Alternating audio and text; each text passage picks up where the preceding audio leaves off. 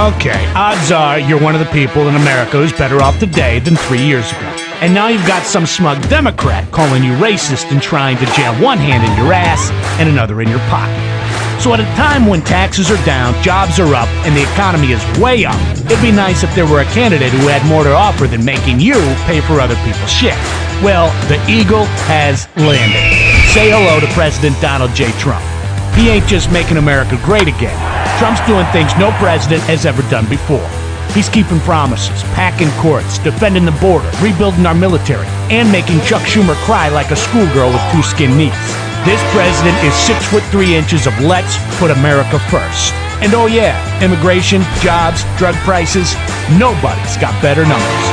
The game has changed, and the Democrats are officially fucking crazy. So keep America great. Stand with Trump in 2020.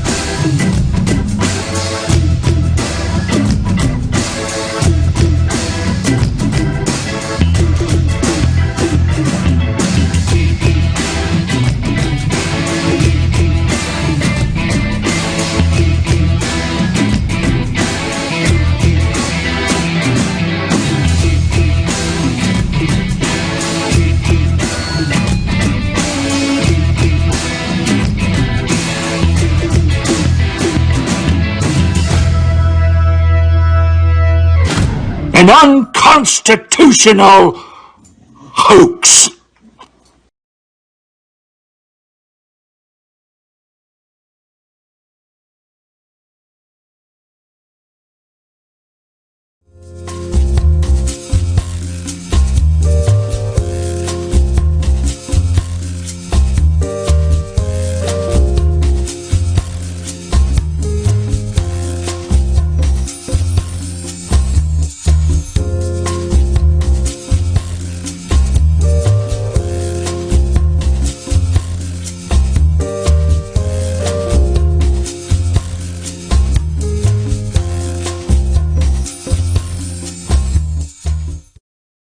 Aloha and welcome to Trust and Verify. I'm Trust, he's Verify, and we don't know what the hell we're talking about, but we got a good show planned for you, and I don't even know what it is. I've been just guessing. I'm betting it's going to be a good show. That's how good we are around here. So, having said that, in order to get to that, we got to introduce my friend, my partner, my co-host, Boogie Bumper. Boogie, how's it going, brother? Very good, James. It's good to be back again. So, for those who are unaware, I was on holidays for 2 weeks drinking cocktails. Then I came back. Then I developed severe laryngitis and a chest infection. And I think I'm like 80% back, about 80% back. But it's good to be on the show with you once again, brother. How was Thanksgiving? The strange American holiday that we don't observe.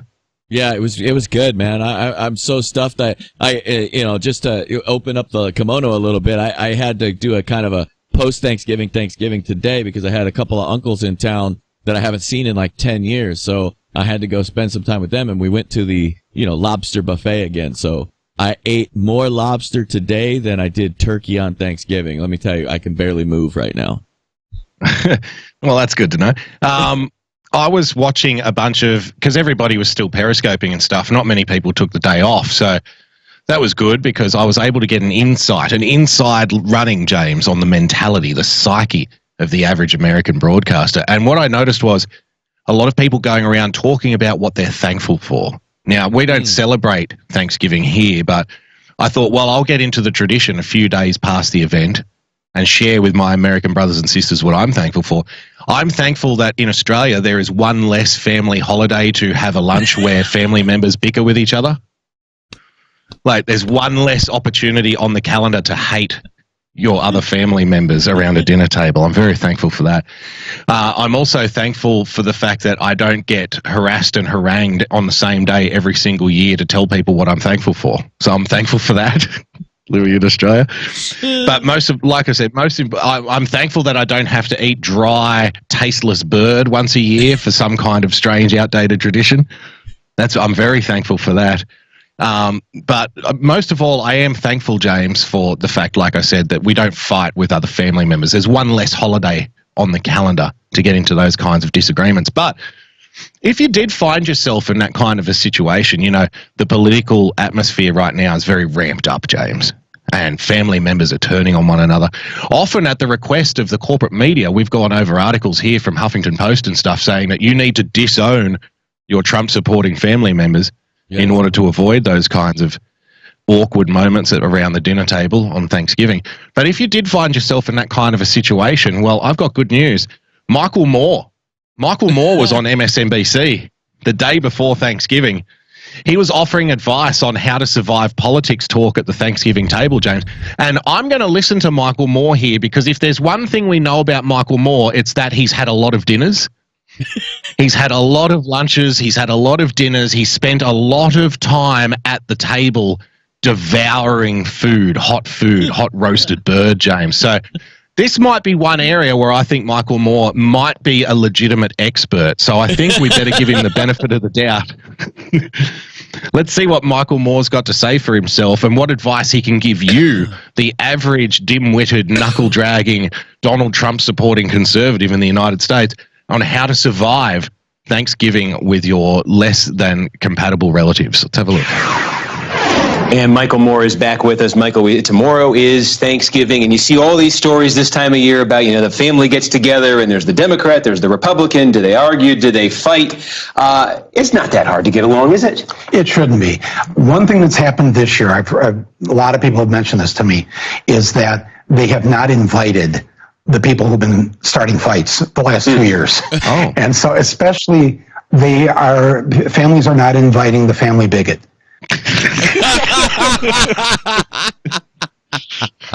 Yeah. You know, Michael, it should be easier to get together with your family members over Thanksgiving, shouldn't it? I mean, yes, it should be easier. We should just all treat each other with a little more respect, which is exactly why I'm not inviting Uncle Racist Bigot Nazi over here. Because, you know, out of respect, it should be easier to get along, James. They don't want racism uttered at the Thanksgiving Day table. They don't want racism uttered at the Thanksgiving Day table, James. James, but this is so fucking delicious to me. This is so fucking delicious. This is more delicious than cranberry sauce on Thanksgiving, James. I'll tell you why. According to the level of liberal that you find yourself at, the very fact that you're sitting down to Thanksgiving lunch could be racist, James. He's just not. Michael Moore hasn't reached that plateau of wokeness yet. He doesn't realize that the higher level liberals just above him are already knowing that just celebrating Thanksgiving is racist. So he just broke the mold right there.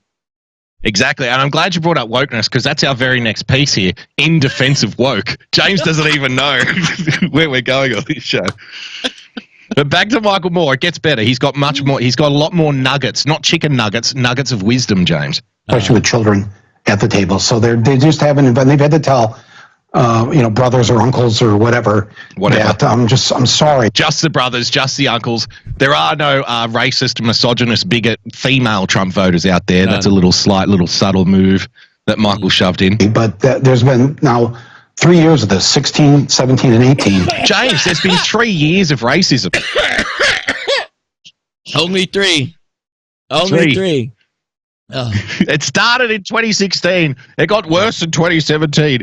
It got even worse in 2018. And then by 2019, the history books will show, James, that American liberals stood up and said no more racism at the Thanksgiving Day table.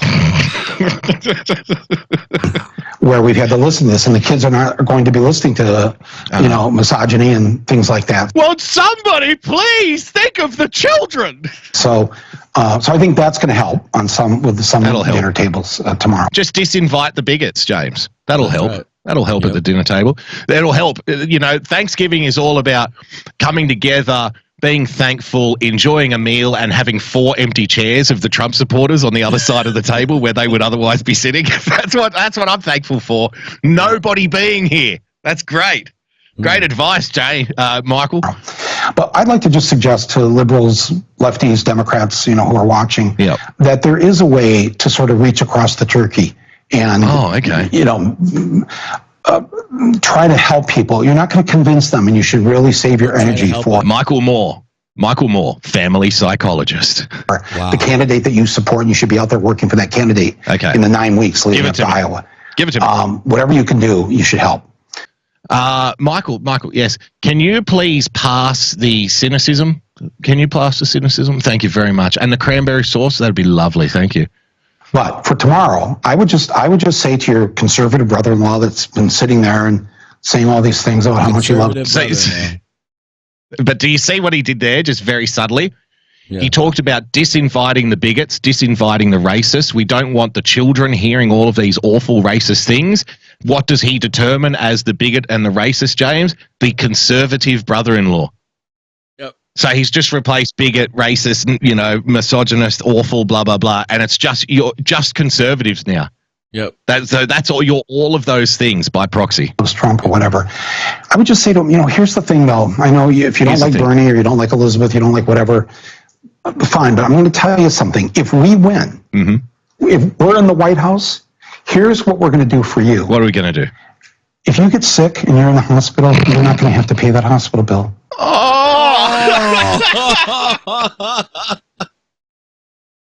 Hallelujah.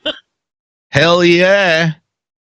I didn't want James to come to Thanksgiving dinner because I've got small children and I care about the kinds of things that they hear. And, ever since 2016, James has been empowered, like racist empowerment. He's a bigot. He's a Nazi. He's a misogynist. He says awful things. But James, here's what I'm going to do for you. I know you believe all of these things, but let me tell you something, Sunshine. If you get sick after Elizabeth Warren wins the election in 2020, I'm going to reach out across the turkey here. You won't have to pay for your medical bills, my man. Yeah, Boom. that's because I won't be allowed to see a fucking doctor because the lines will be down the fucking road. I'll be in a fucking gurney out on 4th and 5th Street waiting to fucking get in the place. Don't worry, I won't incur any bills. I'll be dead before I get in the hospital. Exactly, because we're going to shoot you right after this meal because you're an evil Nazi bigot. You're not gonna go bankrupt like 500,000 people did last year. You're not going to go bankrupt, James. Oh, wow. That's a big statement. Because of healthcare bills. Here's another thing I'm going to do for you. I'm going to put your kids to college. Not me personally, but me and my 230 million fellow citizens. I'm going to put your kids through college. He goes, not me personally, but my 330 million fellow citizens. James, Michael Moore thinks 6-month-old babies pay taxes. Really, all 330 million citizens are going to chip in for this. This is fucking sensational. You better get to work, little Jimmy. Better get that job down at the fucking post office, mate. I don't care if you're 5 years old. You've got to put Michael's kids through college. Let's go. If the Democrats win, that 6-month-old infant's already going to owe $86,000 in taxes. I mean, come on. He's got to get a job early, man. We got to get rid of those child labor laws. Shit. I know, like back in the good old days when you could have 7-year-old Irish immigrants working in the coal mines, James. We need to get back to that. Back to that kind of progress. Because then the beautiful part is they'll have the black lung by the time they're 13, and then we'll be allowing them to vote when they're 16, and they'll vote Democrat to get the free healthcare. So they'll have to send their own kids into the coal mine right after them. It's fucking sensational. It's a beautiful plan. We're all going to chip in so that your kid can get a college education and not be in a debtor's prison. We're all chipping in, James. When she or he is out of college. Wait. That's what I'm going to do for you. How does that equate? Where was the logical leap there? So they're going to get a college education so they don't end up in debtor's prison. I'm sorry, but didn't you just say in the previous sentence that all of the people that went to college are everybody in debt else so far? Everybody's going to pay. So wait a minute. How the hell does that equate? There's no logical equation there. Like it's A plus B equals 43D. Like what? No, see, that's the beautiful part, James. You won't have any direct debt to yourself, to your own name that you can see and you can chip away at. But you will have an untold amount of hidden debt, which is hanging over your head like a guillotine, James, and equally hanging over the head over every American citizen in the boat with you before it sinks. Isn't that a much more equitable idea? Isn't that fairer?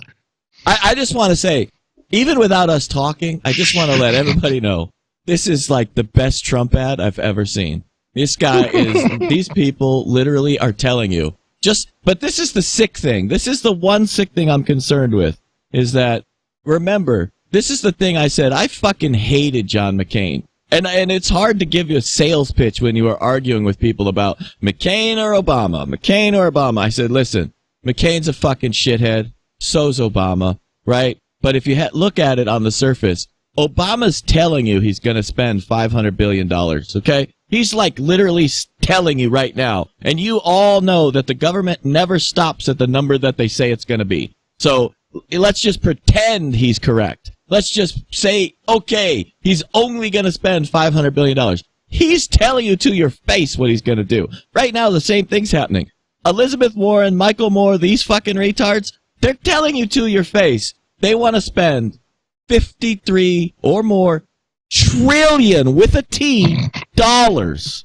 That's more money than the entire planet's GDP.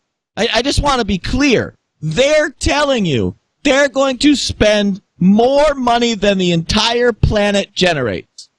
And everybody on the left is saying, yay! We're going, what? What is wrong with you? I think you're missing the point, though, James. The point is that you don't have to get into arguments with those awful racists at Thanksgiving. I mean, you're not being very productive here in the Thanksgiving conversation stakes, James. Oh, and if we have kids, small kids, I'm going to pay for your babysitter. But pay for the babysitter now Pay for too. the babysitter. Not me personally, but Sally, I my need you for 330 6 million hours. fellow Americans. But again, with the 330 million fellow Americans are paying for the babysitter, so the kids are now paying for their own babysitters, James. Wow. Figure that out. Wow. Little Jimmy and little Tommy paying for their own babysitters. I want to know We're who gonna see that Tammy. there's real- I want to know who Tammy down the street bills for the overtime when she has to watch Timmy an extra hour. Does she send that bill directly to the federal government now, or does she send it to Michael Moore? She sends it to James R. in Hawaii. You pick up the tab. Daycare. And we're going to see that when people have babies, they get time off, paid time off. Hey, time off. We're going to do these. We're going to make your life easier, less stressful. Oh, yeah. You live longer as a result of that. I'm willing to do all for you, even though I don't agree with you politically. That's what I'm willing to do because I'm out there. I'm going to get someone elected to the White House that's going to make this a better country for everybody. Not a country where people are living on pins and needles. Listen to this self-aggrandizement. I'm such a good guy because I'm going to make everybody else pay for your shit. Oh my God. Like, how do you personally get away with that? He's not chipping in. He's not paying for your babysitter. He's not paying for your kid's college. He's not paying for your health care. He's saying, I'm a good guy because I'm going to try and get somebody elected who is going to take money off everybody else against their will to pay for your life decisions, to pay for your choices. How the hell do people get away with this? You know what that reminded me of, though, where he's like, oh, it's going to be so much better. It's going to be so much better, James. I want to make you happy. I want to make this a better place. We've spoken about, we've played this clip before, James, from The Network, Ned Beatty's speech in The Network. It reminded me of this. Look how close now real life is mirroring fiction. Look how close Michael Moore is becoming to a movie bad guy. And if you haven't seen this this movie, The Network, you should. But if you have seen it, you're going to know this. You're going to know this already. And our children will live, Mr. Beale, to see that perfect world in which there's no war or famine, oppression or brutality. One vast and ecumenical holding company for whom all men will work to serve a common profit. The government. In which all men will hold a share of stock. All necessities provided. All anxieties tranquilized. All necessities provided. All anxieties tranquilized, James. Yeah, now, with a dart. Let's hear that again from Michael Moore, what he wants for the future. They get time off, paid time off. We're going to do these. We're going to make your life easier, less stressful. You live longer as a result of that. I'm willing to do All necessities provided, all anxieties tranquilized, James. What a wonderful vision of the future. Utopia, utopia, utopia. Oh my God. Absolutely. That's what I'm going to do for you, you disgusting bigot, you disgusting misogynist. Here, he's going to do all this over the turkey at the Thanksgiving Day table, mind you. He's got some fucking talent, this guy. He's gonna rely on that tryptophan from the turkey to be mind numbing you, so that you can get away with saying this bullshit. Like, he's gonna hope that there's enough tryptophan in the conservative brother-in-law's system that the conservative brother-in-law doesn't just deck his ass. You've spoken before about the power of one, right? Yes, trying to change the mind of one person in particular.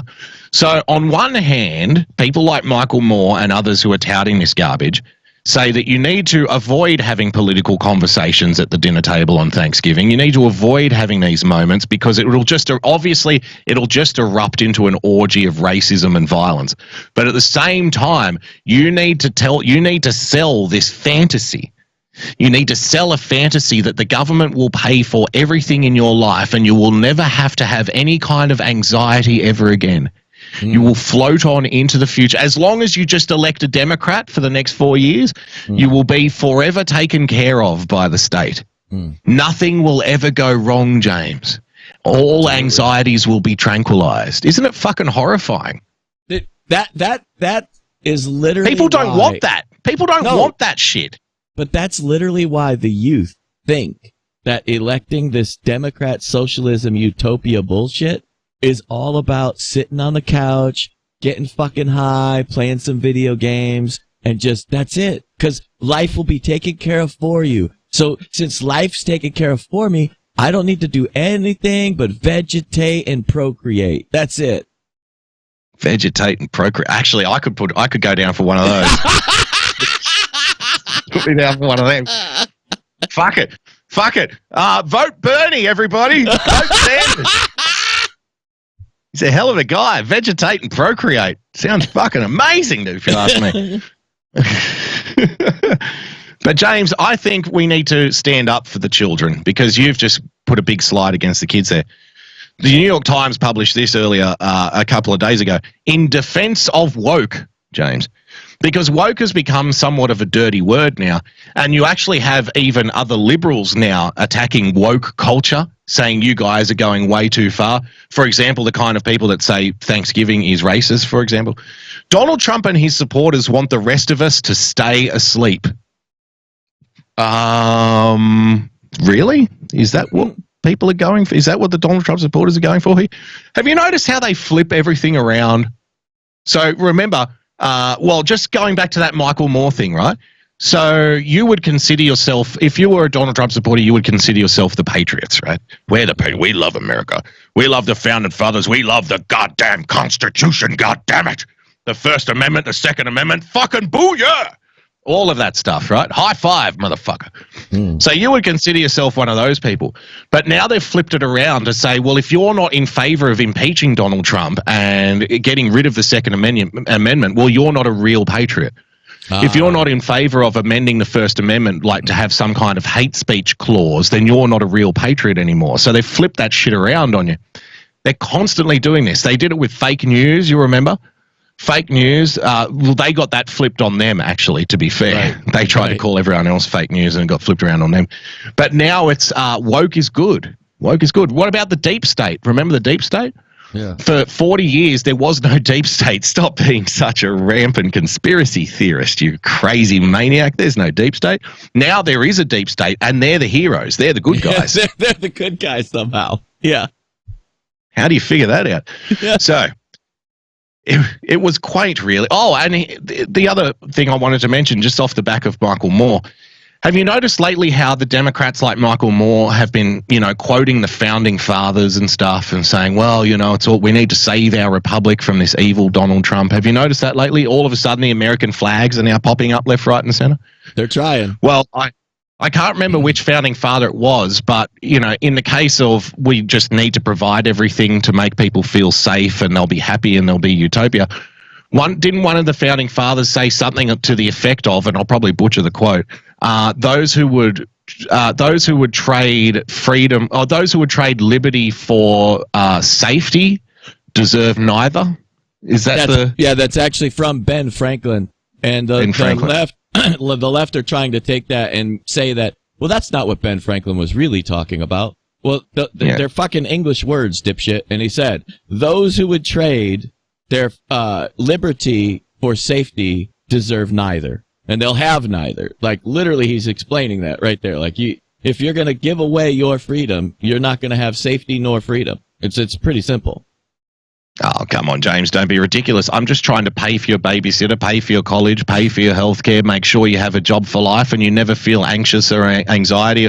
I want to make sure you're never frightened by freedom ever again.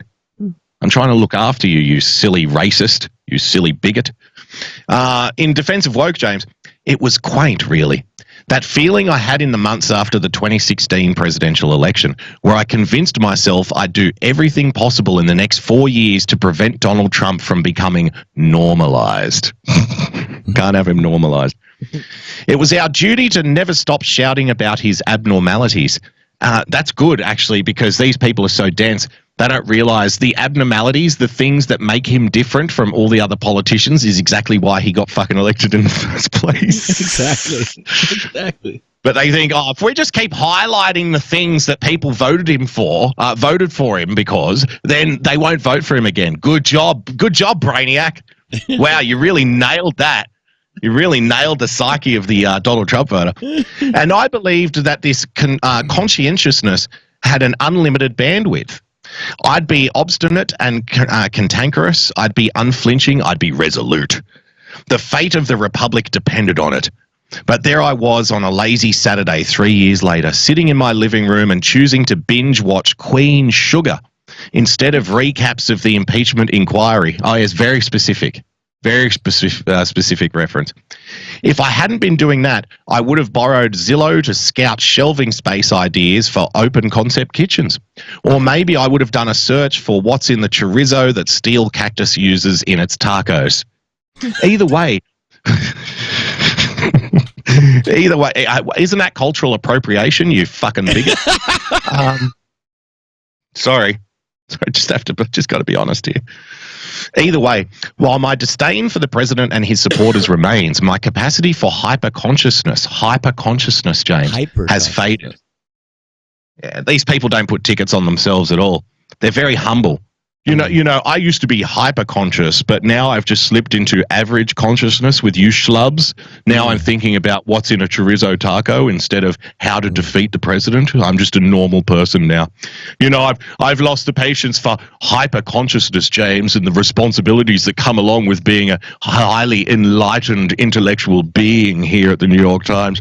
Now I just want to watch Queen Sugar reruns. Oh God. I'll eat bonbons and drink champagne. I don't possess the stamina for the sort of vigilance necessary to stay cognizant of everything he's doing, nor do I wish to. Someone has to do it, though, but I'm just not woke enough.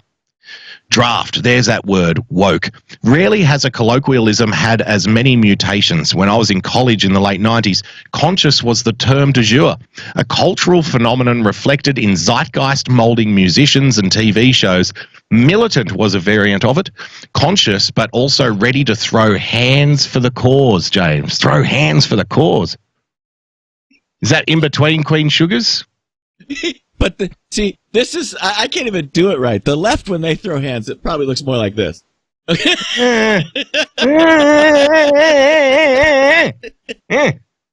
Handbags at 40 paces. Woke, however, described a racial awareness and cynicism so extra that it bordered on parody. Were you so awake that your third eye saw things that aren't there? Yes, that's called the Russia investigation. Your third eye. Your third eye saw things that aren't there, James. The movies I'm Gonna Get You, Sucker, and Don't Be a Menace to South Central While Drinking Your Juice in the Hood, which I've seen. Don't drink your juice in South Central. Don't be a menace to South Central while drinking your juice in the hood. How can you describe it? It's like the Naked Gun version of like the Homeboy movies in the 90s. You know what I mean? Like it's a parody of Boys in the Hood, and right. Great fucking movie. Oh yeah, but I'm not sure how that equates to woke society. I don't know either. I've got no idea. I'm trying to follow on just like you are. Come on. I can't be across everything. I'm too damn fucking hyper-conscious for this stuff, James. Each film's most racially conscious character was either married to a white woman or willing to trample a sister to get to one. Also, woke was used exclusively by black people to refer to other black people. It was our word because we were mindful enough to recognize that that pro-blackness was a performance. Wow, wait. Art. So now we've even appropriated the term woke from black culture. So now the guy writing this article, he's either black or racist, one or the other, maybe both. It's possible he's both, but I mean, come on. He's literally just saying that now anyone who uses the term woke is now appropriating someone's culture. It gets better. As the aughts approached, the term started to lose its racial connotation, becoming instead a catch-all for any sort of progressive behaviour. You were woke if you were recycled or maybe just retweeted an infographic on the virtues of recycling. White people were deemed woke. Some, painfully, even took it upon themselves to be the arbiters of wokeness. Those damn white people are always taking our shit, James. They're always taking our shit. The white people come in and take stuff that doesn't belong to them. They have appropriated wokeness. Oh my God. So isn't that beautiful, though? The most woke white liberals are actually culturally appropriating a term just meant for the black people. How dare you, you racists? I love it when these I love it when these inter-party bickerings spill out onto the pages of the New York Times. It was no coincidence that this happened alongside Barack Obama's political ascent. Being liberal and communicating exactly how radical you wanted people to believe you were had cultural benefits, James. Wow, good admission there. Big admission from the New York Times. We've spoken about the victim industry, James. Now, it's an industry now to be the biggest victim. You get paid off for doing that shit. You get paid the oppression Olympics, James. That's money. There's a money factor attached to all of that. Oh, yeah. That's why you get all these jobs like diversity officers in companies and stuff. There would be no need for these. These people don't produce anything. They don't improve the company's bottom line. If anything, they make the company's bottom line far worse. And, you know, from the evidence that we do have in HR departments and stuff, but putting that to one side. For the first time in my lifetime, you could earn progressive social capital by merely supporting the commander-in-chief. I would have voted for Obama for a third term if I could. Wasn't just the most effective joke in the movie Get Out, it was the bumper sticker real-life white progressive stuck to their foreheads. And now, well, woke floats in the linguistic purgatory of terms coined by us that can no longer be said unironically, levitating next to swag and twerk in the words ruined by white people. Yes! Words ruined by white people, James. Wait. Swag is now also culturally appropriated from black people? Is that what this article is saying? And twerk. Absolutely. They have no idea that swag has been the term for concert items since the 60s, right? Like, somehow we stole swag from the black people as well. Are you serious? Like, it's older than that. In Australia, swag was a term that, like rovers and drifters and stuff in the 1700s, that's what they used to carry around with them. Their swag. Their swag. Like, it was all of their stuff, right? No, it was stolen from black people in the 1980s. That's where it comes from. But you know what do you know what I love about there's irony here too? Because this is the kind of author that would say black people nobody's listening to black people, right? Nobody's paying attention to black people. But we're stealing black all people their shit. aren't heard. Exactly. Yeah. So we're not listening to black people enough. We're not taking in the considerations of black people enough. Black culture isn't prominent enough in the American psyche. And then a bunch of white liberals come along and say, hey, that twerking thing, that's kind of cool. And they go, stop using our words, racist. I mean, you can't keep up with this shit. I'm telling you right now, if we ever get to the point where we've got an actual company, functioning and doing stuff like, big that's out here, social media, that kind of thing, we're going to hire a virtue signaling officer to counteract the diversity officer. We're going to get a virtue signaling officer. And every time someone virtue signals, we're going to give them a little prize. We'll give them a little badge. You out virtue signaled everybody else today. Yay! Listen to this, James. What was a compliment just a few years ago has become, at best, an eye roll. If a stranger at a dinner party is introduced or introduces himself as woke, I know that I'll need some whiskey before talking to him. What kind of a jerk goes up to somebody at a dinner party and says, hi, my name's Boogie Bumper and I'm woke? Just want to let you know. Hi, my name's James, and I don't appreciate being invited to this racist Thanksgiving dinner because I'm a woke person. But I'm here anyway, but I'll only have dessert. I'm only going to eat dessert. Gregory Roberts says these libs can swag on D's nuts. So I love the fact that they've taken this term woke and they've done demonstrably irrefutable damage to it, like irreparable damage. But Donald Trump and his supporters want the rest of us to stay asleep. You're more in connection with, people in Brexit and stuff like that. Aren't they saying the exact opposite? That it's actually the Democrats who don't want you talking about, waking up. But now, see, because they're using that phraseology, right, because they're using that linguistic turn of, wake up and walk off the plantation, whatever the Brexit people are saying, now they have to counter that by saying, well, now it's actually a bad thing to be awake. Like, woke is now, you know what I'm saying? Can you see the beautiful irony of all this? Oh, absolutely. This is the point of what I just said about the virtue signaling officer. Like, this is exactly what they want. Is that, and we can break this down real simple. Remember what just happened to everybody, right? They decided that we're all in a cult. Remember, Bri told us last week we're all in a cult. So now we are Cult 45. See, we've taken it. You can call us deplorable. You can call us deranged. You can call us mentally unstable. You can call us anything you want, and we're going to take it, and we're going to beat you with it. We might beat you over the head with it, but we're going to beat you with it every single time. We are Cult 45 right now. When you guys try to come up with the next thing, so what they're trying to do is the opposite. They're trying to take the fact that Brexit, walk away, the two most important movements in our country right now are walk away, because that's the king of it all. Brandon Straka started this movement that's huge, okay? You can argue with it, deny it, hate it, like it, I don't care. You can't argue with the success of it, okay? He has more people walking away from the Democrat Party than probably any other movement that's out there.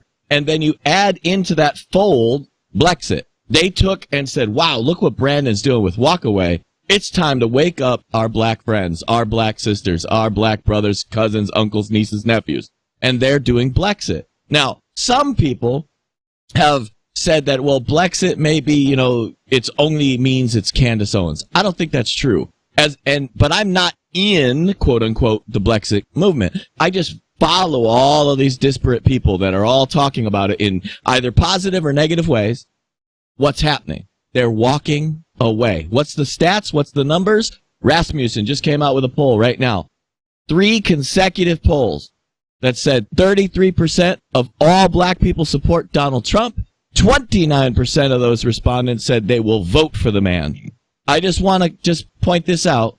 Donald Trump won the presidency with I think it was about 9% of the vote from the black people. 9. And now we have 29. So let's just say, you know what? The poll's lying and cut that in half. If the poll is lying and we cut it in half, we've doubled support. Do you see how that worked? This is why they're panicking. This is why they're freaking out. And this is exactly why they're trying to steal back the term of woke to mean being a leftist somehow. But here's a news flash for all you progressive lefty morons. It's no longer cool to be a leftist. Remember, just think about this. Let's break down all of the shit. Let's take it all out. Let's make it a zero-sum game. Get rid of everything else on the surface except for this one thing. Children rebel against authority. Who has set themselves up as the authoritatives? That would be the left. That's their teachers. It's their principals. It's the authoritative. It's the people. culture. It's the culture. What they see on TV, what they hear in music. It's everything. It's everywhere. It's all pervasive. It's the Matrix. All of the kids everywhere, young meaning, under 30, they are all rebelling against their parents. And I love it because it means that even if they don't know fuck all about anything else, they just know it's no longer cool to be a Democrat. Well, I once had a conversation. I'll open the kimono here, James. I once had a conversation with a friend in the United States, and we were talking about, Brexit and stuff like that. And he said, he goes, the black people have known for fucking generations that the government is screwing everybody. It's just like, you never were paying attention before. So now, the white, person who's now questioning politics and he's now questioning the two-party system and questioning everything that they've been told their entire life, goes up to their black friend and says, hey, I don't think the government's looking out for our interests. I mean, they're spying on us. They're throwing us in jail. They're ripping us off. And it's like, yeah, nigga, welcome to my world, motherfucker. Like, it's just like, this is what we've been talking about for the last 50 years. If you listen to old hip hop and stuff, they're rapping about shit like the Illuminati and stuff. You know what I mean? So they've been like on this track, on this train of thought for quite some time now. Now, whether that transfers into, you know, actual tangible change at the ballot box, well, only time can tell. Only time can tell. But like you said, if the numbers are half as good as what they've been reported, then it's twice as bad for the Democrats already. That's right. So it's not looking good. It's not looking good. And this is one more point to just kind of maybe poke a finger in the left's eye is this is why you see Generation Z supporting Donald Trump at record levels. It's literally because they know that Donald Trump is sticking a big foot right up their teacher's ass. I'm just telling you right now. Yep. This is why they are supporting Donald Trump at Generation Z level. Now there are some outliers out there that are taking, you know, look, I'm the smartest motherfucker in my school, like Magdalene Rose, or like what's that? I can't remember the kid's name now. There's another guy that's out there, young guy. He's like 17. He's been all over social media as well. But anyways, the point is not 21-year-old, not Fuentes. No, not Fuentes, but even him, 21 years old, right? These people are supporting Donald Trump purely because they know Donald Trump is fucking kicking their ass. Like, he is the ultimate rebel, and so rebellious people are glomming onto him, even if they're not 100% sure of all of the positions. They just know for sure Donald Trump is kicking my teacher's ass. That's good enough for me. It's funny. This show's so serendipitous sometimes. So I had a conversation, like, we're way off track now, but I had a conversation with an older friend of mine who's like a boomer, lefty, lovely woman though, a dear friend. And we've had arguments about politics for years and years, long before Donald Trump came around. And, you know, she said something to the effect of, I just wish, you know, it was somebody better than him. Like, I just don't like him. And I'm like, and I said, yeah, but surely you can see why people would like him. And I was like, what do you mean? I'm like, well, he's the epitome of he's the epitome of America. Like, he's bold, he's brash, he's aspirational, he gives a middle finger, you know, he talks loudly, he says what he thinks. And, you know, he wants to be rich and drive around. Like, that to me is like the epitome of the hyper sensationalized, you know, what is America. It's right. Like, they want to do everything the biggest. They want to be the loudest. They want to be way over the top. You know what I mean? So I said, you know, surely you can see why people would identify with that, being that it is the epitome of what, you know, America is. But also because the last 40 or 50 years, politics has been dominated by the opposite. It's been people groveling and apologizing and being afraid to assert some kind of cultural confidence. Like, to be, you know, a member of a country in the West is not a source of shame. You know, Western civilization, Western philosophy, Western enlightenment, James, you know, they've come from like a small town in England to rule the world. At various stages. Enlightenment thinking, you know, ancient Greek philosophical tradition, this, and then look, we've gone to the fucking moon. You know what I mean? Like, we've done pretty good stuff here. We've brought more prosperity to more people than any other, you know, school of thought in human history.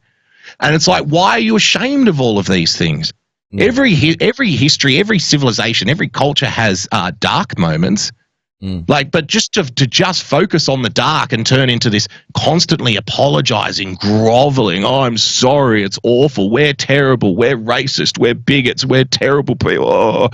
Maybe after 20 or 30 years of that, people saw something in the guy who was like, why the fuck are we apologizing to everybody? We're goddamn Americans. What the fuck is wrong with you people? We should be goddamn proud of it. Like, we're going to stand up. We're going to be proud goddamn Americans. Enough of this apology PC bullshit. And people were like, wait a minute. Yeah, I remember. We're supposed to feel good about this. We're supposed to be happy that we live here, not fucking depressed. Like, doesn't that make sense?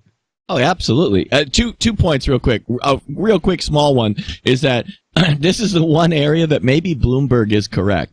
We need to make the poor people poorer so they don't have time to bitch about how fucking retarded it is to be an American. Like, literally, they have too much free time on their hands to think we're bad because they have too much food to eat. Maybe they have to work harder for that food, but I digress. That's just a small point. But don't worry, get to Bloomberg. We're getting to Bloomberg. I've got him saved up. I'm sure we will. Excuse me. Talking about NASA, though, and going to the moon, I'm sure people don't realize today, right now, still in 2019, quote unquote, new products and things that are in your daily life are all generated by the space race to go to the moon. Like, people don't even think about, like, your Tempur-Pedic mattress. Yeah, that comes from space foam. Your Velcro, your microwave ovens, literally the ink pens that are pressurized so you could write underwater. Yep. Who fucking needs to write underwater? Nobody. But the fact that they're pressurized. No, James. Everybody's going to have to ride underwater in 11 and a half years. How dare you? How dare you? How dare People are dying. I mean, even your telecommunications is all because they were trying to figure out a way to communicate with space programs faster. Like, you know, the whole reason these things exist literally goes back to the moon race. That's how long ago all of these things, latex, yes, exactly, your condoms, latex, Tang, Tuna says, Tang, I mean, like, Tang. Even today, the things that are in your daily lives, plastics, Teflon, O-rings, the new gaskets in your engines are made from space-age materials that was generated, how to make them, back in the 50s and 60s to get to the moon. Like, and this is the stuff that you're seeing now, today, in your modern life. And people want to say how bad we are for that, but you would not have your iPhone without it. Lady Fritzer in the chat put condoms was part of the space race. And that makes total sense to me because I once heard a theory that all human advancement in the realm of science is basically an attempt by men to get laid. Like they broke. Like why else would we do these things? We're trying to impress women, right? Like look at this, baby. I can go to the moon, and I just so happen to have invented a rubber, prophylactic right here. You can show your gratitude for my moon mannery right now at this bar. It's fucking fantastic. But James, that all sounds like wacky conspiracy theory to me.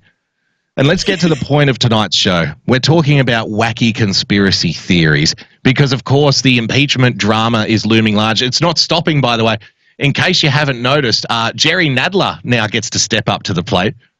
So Jerry's little bogus adventure, his awesome journey or whatever you want to fucking call it, that starts on Wednesday, I think you'll find.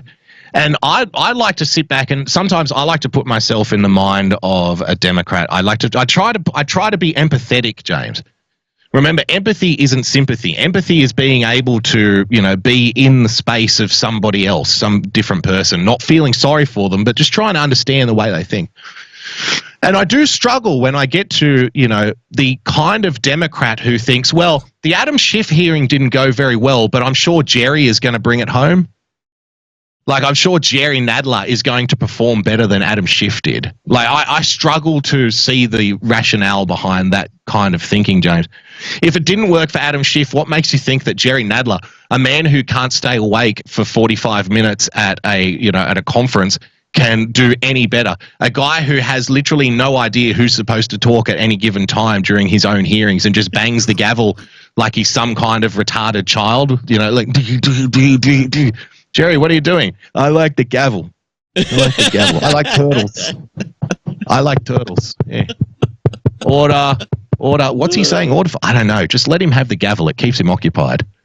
It's either that or we put the Wiggles on TV. That's like the only way to keep Jerry happy. Putting the kids in the corner with the blocks. Give him the gavel. It'll shut him up. That's it. Give him a pizza and a straw, and he'll amuse himself for hours. So I don't think it's going to get any better with Jerry Nadler. But apparently, it's all a big conspiracy, James. To defend Trump, Republicans spew wacky, wild-eyed conspiracy theories. Have you been spewing conspiracy theories lately, James? Shame on you. Only in the corner. 2 weeks of impeachment hearings have revealed as much about the Republican Party as they did about the president's actions toward Ukraine.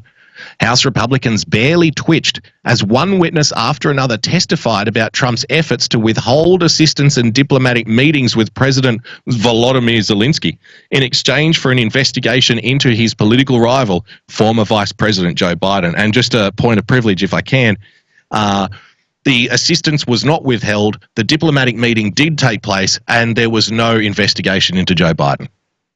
So can we just put those facts on the table? I testified that Donald Trump tried to withhold money. The money was not withheld. So he's the most powerful guy in the world who can't, withhold money of his own accord for some reason. That seems a little strange to me. Putting that to one side. Republican congressmen like California's Devin Nunes, the ranking member, and Ohio's Jim Jordan relentlessly shouted out conspiracy theories and questioned the veracity of witnesses as if they could hear nothing of the testimony the witnesses just given. The Republican, they weren't even listening, James. They weren't even listening. The Republican lawman, remember, we just read the article before from the New York Times saying that I'm not woke enough to keep up with all the impeachment stuff. I'd rather watch reruns of Queen Sugar instead, trying to encourage you.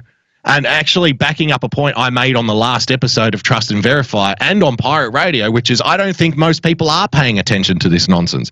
I think most people are switched off.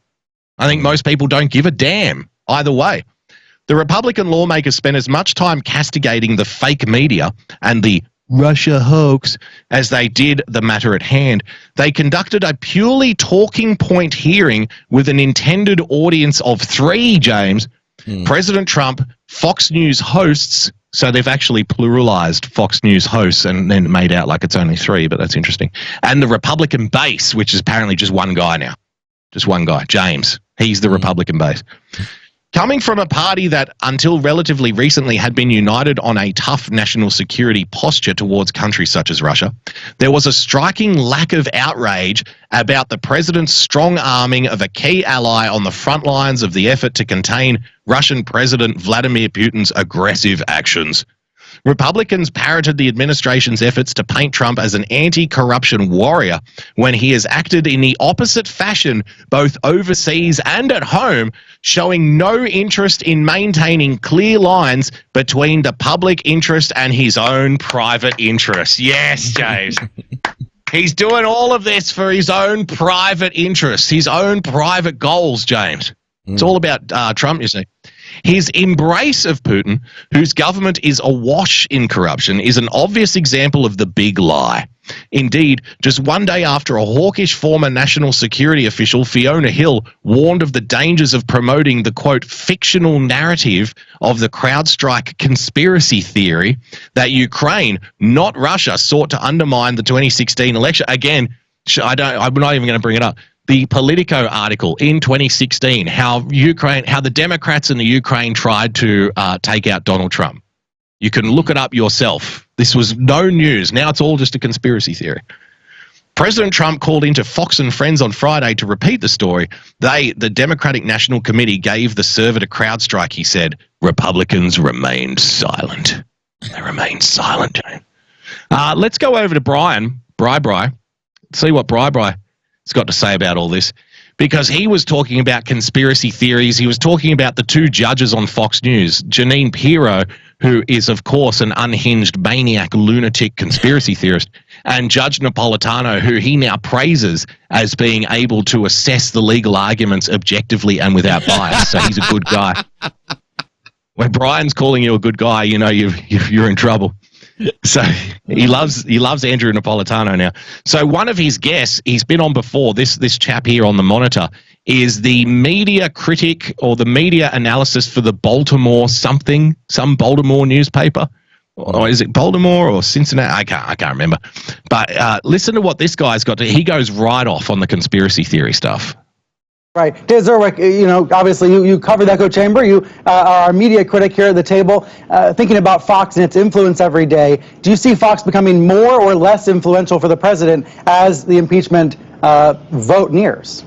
Well, I think it'll become more important to the president, Brian, because he needs it so much. And Fox is so, outside of Napolitano and a few other voices, Fox is so all in with him. That right-wing media grid that This right-wing media again. you showed earlier is so important. When we compare it to, we want a historical context, of course, but when we compare it to past impeachment proceedings, you can't come close because of the right-wing media that's out there now and the way it operates. One of the problems Fox is having is it's so happy to just take talking points from the White House and not have to think.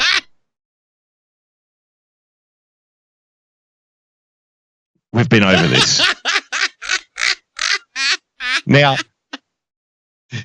long-time listeners to this program will know what I'm about to say here. It literally depends on what minute they are speaking, how this chicken and egg theory plays out. Because when it suits them, Fox News is taking talking points direct from the White House. But when it suits them, Donald Trump is taking talking points direct from Fox News. Who's leading who here in this ballroom dance, in this barnyard heels up, James? Who's doing this? Donald And I Trump love the fact that doesn't know what he's doing if it wasn't for Sean Hannity. Sean Hannity's the president. He's the puppet master. I mean, this is the crazy shit this network says all the time. And the other thing to remember here is they're castigating Fox News for, quote, taking talking points directly from the White House. But it'll be coming up after the break. Adam Schiff sits down and we repeat everything he says about impeachment without questioning it. Right? Nancy Pelosi gave a statement today. Nancy Pelosi said Donald Trump is corrupt. We invite our conservative guest on now to prove we're wrong. Right? It's constant. They're constantly parroting the Democrats on CNN. But anyway, let's carry on. It gets better. But the White House has been so scattershoot and inconsistent with its defense to this impeachment hearing that Fox is having kind of cognitive dissonance and confusion. Really? First it was illegitimate. Then there was just hearsay evidence. Then it was, wait. On this, Brian has assembled an expert panel here, James. The young lady with the reddish-brown hair and the glasses on the left there is actually the editor of Slate magazine. A very reputable source. Very reputable source. Remember, we're castigating right-wing media here for their conspiracy theories. So let's bring on the editor of Slate to talk about it. It's not Trump who should be investigated for Russian interference. It's George Soros. He was investigated, you fucking numbskull. It's in the State Department in the Ukraine that should be. And the most dangerous thing that right-wing media is doing, and Fox is leading the pack on this, Brian, is seeding the mainstream media, and Fox is part of it, with these conspiracy theories. Because when you get to conspiracy theory and nobody knows what to believe, and it's all confusion, you are playing into the hands of Vladimir Putin. Yes!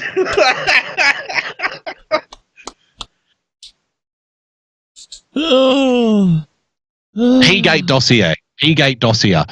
Tax returns. Russiagate. Ukrainegate, James. Jared Kushner owing money. Ivanka Trump giving away fucking hotel rooms. Mar-a-Lago. All of the conspiracy theories that have come out of CNN and MSNBC over the last 3 years, one by one by one by one. Now, this guy has the audacity to get on CNN, the very network, who for 12 months was saying that there is irrefutable evidence of Russian collusion. We have to make that clear. Russian collusion. And then they just kind of sleight of hand changed it to obstruction of justice, which you'll notice nobody's fucking talking about anymore. That's right. That's just completely gone. That's out of the picture now. We're not even interested in Russia. Now we're on to the Ukraine. But putting that to one side, 12 months, there is evidence of Russian collusion. There's going to be Russian collusion. Robert Mueller is going to find Russian collusion. It turns out it's a big fat conspiracy theory because even Robert Mueller sits down and says there's no Russian collusion. And now he has the audacity to sit on this very same network and say when people say conspiracy theories in the mainstream media, they are doing the work of Vladimir Putin. Ladies and gentlemen, I present to you a useful idiot. I love it that I actually love it that he said that on CNN, because maybe a few of the viewers of CNN will do what we're doing and go, wait a minute, what?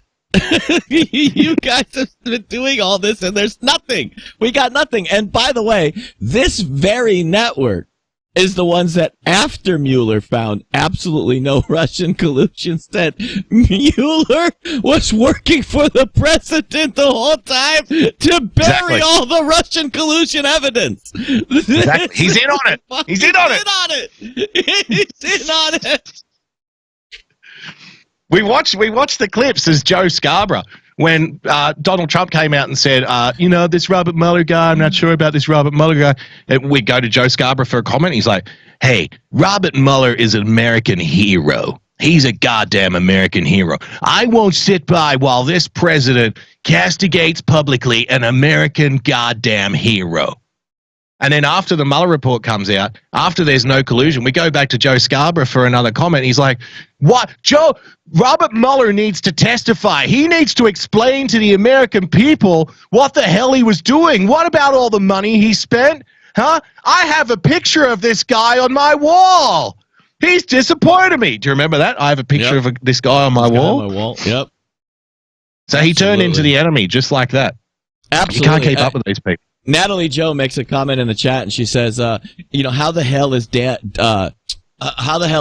Parscale going to spend enough of this campaign money at this point? Just to be clear, Brad, if you're watching, or if anyone knows Brad, let him know Boogie and I are for rent. He can rent us. We will go 24 hours a day. We'll sleep in shifts. It'll be either Boogie or I on 24 hours a day talking about the election. Just nonstop coverage. So we are for rent, just to put that out there. You're putting out another conspiracy theory, James, but let's be fair, Brad, Mr. Pascal, Trump needs conspiracy theories. They said so in The Atlantic. The president uses them for political and personal ends. The damage he's wrought along the way won't be easily repaired. I had another interesting conversation with a friend of mine, another lefty, and they were talking about Trump damaging the institutions. And I said, well, with respect, do you think it damages the institutions to have members of the intelligence community leak private phone calls to the press with other world leaders? Like, do you think that damages the institution? And I got back, yes, that's not good. That's not good. I didn't get all the way to, yes, it damages the institutions, like coming out and saying fake news. Apparently does, but it does nonetheless. I said, well, how about using a confirmation hearing to accuse a sitting judge of being a gang rapist? Do you think that that damages the institutions at all? Do you think that that separates people from, the process? Do you think that makes people less inclined to believe in the system? Oh, well, there was evidence for it. I'm like, okay. What about saying that, Donald Trump was Putin's cock holster, and the only reason he got in is because the Russians wanted it to be? Do you think that that undermines the institutions of the elections at all? So all of these talking points that they throw out, Donald Trump is undermining the institutions. All of the undermining is coming from their side. Mm-hmm. Every single instance, every single thing. And this is why you have now people, I suspect, just going off track for a moment, and you can tell me if I'm wrong. This is why I suspect now you have people who are, solid Donald Trump supporters who just refuse now to back down. They're like, I don't care what you say. Like, they say, I'm voting for him no matter what. Yep. Like, I don't care at this point, because it's about fuck you now. It's not about anything else. Any little talking point you come up with, you've been the one damaging the institutions. How about for the last 40 or 50 years painting every cop to be a racist killer? How about for the last 40 or 50 years painting people in the military to be baby killers, James? How about for the last 40, 50 years telling children that their parents are stupid and don't know their best interests? We need to emancipate the children. How about for the last 10 or 20 years damaging the institution of sex itself by saying you can be whatever gender you feel like on any given day? Are any of these damaging the institutions, do you think? Yep. Like anything at all coming at you? Anything? So now, after 40 or 50 years of damaging the institutions, the institutional intellectual left has the audacity to sit down after 3 years of Donald Trump and say, oh, he's the one doing it. Yeah. He's the one damaging the institution. And they mean it. They mean it. Hey, that's the scary part. To be clear, though, I'm going to agree with that. They are 100% right that Donald Trump is damaging their institutions. Everything you just said is the same shit that we've been saying in America we want stopped. We're tired, we're sick, we're hungover with the bullshit nonstop since what, the 1971 was like when they started this global climate change hoax. I mean, and literally every 10 years they told us the planet was going to die or civilization itself was going to be wiped out.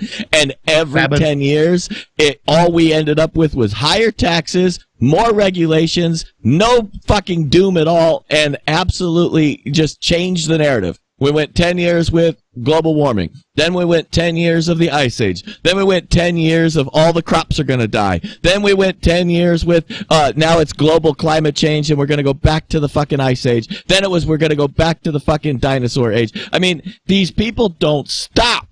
It's just, we have absolutely 100% hired Donald Trump to destroy all of those fucking institutions of bullshit and get it the fuck out. That's what they don't understand. So I absolutely agree with them. We are destroying all of their lefty bullshit. On the conspiracy theories, James, from The Atlantic, the Ukraine debacle is the most extreme case, illustrating just what can happen when the president takes hold of a bad idea and won't let it go. Repellent to Trump is the notion that he would have lost to Hillary Clinton had it not been for Russians' electoral interference. The self-image he's constructed rests on the idea that he's rich and successful. It's just self-image. He made it up. So the money that he made isn't real, James. It's monopoly money. Fake. Yep. It's just fake. Fake money. Not a loser. The epithet he routinely hurls at opponents. Trump has worried that if people believe Russia's interference spelled the difference in the election, it could undermine his legitimacy. Do you see what these people are saying here? They're saying that the belief, right? If Donald Trump believes that if people think that Russia got him elected, that it could undermine his legitimacy as president, they're saying that that belief is a conspiracy theory. Yeah. Like, this is fucking mad. All of which explains why, for the president, the Ukraine fiction is so alluring. It's a twofer. If Ukraine covertly interfered in the election for Clinton's benefit, as Trump has suggested, not just Trump, by the way. No, Politico. That would be Politico, yep. That would both exonerate Russia and cement his 2016 victory. See, they're showing you exactly what's at stake here. They still haven't accepted the 2016 victory. Oh, it will cement his 2016 victory. No, it's already cemented. It's already, we're in 2019 now. Do you understand? It's nearly 2020. He's been the president for 3 years now, dipshits. I think cement has dried.